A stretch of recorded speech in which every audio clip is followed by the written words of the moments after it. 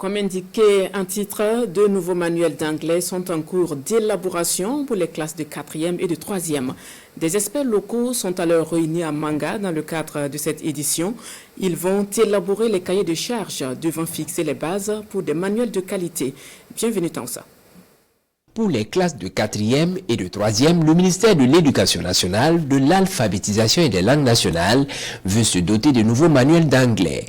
Ici à Manga, l'heure est à la réflexion entre experts locaux pour élaborer les cahiers de charges, documents devant servir de base pour l'élaboration de ces nouveaux manuels qui se veulent plus proches de nos réalités afin d'améliorer l'éducation des enfants. Les participants vont d'abord élaborer les cahiers de charges, c'est-à-dire qu'est-ce que nous souhaitons pour ces manuels, comment nous voulons que ces manuels soient, pour qu'ils soient de qualité. Donc les participants vont d'abord rédiger ces documents-là.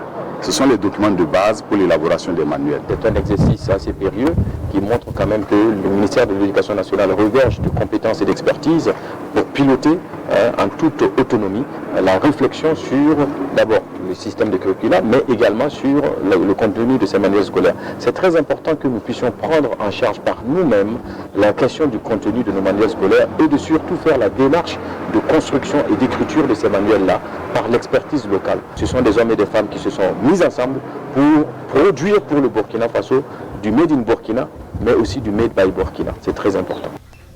L'élaboration de ces nouveaux manuels va coûter environ 80 millions de francs CFA, en croire le directeur général du Centre national des manuels et fournitures scolaires. Pour les classes de 6e et de 5e, de nouveaux manuels ont déjà été établis et attendent d'être mis à la disposition des élèves.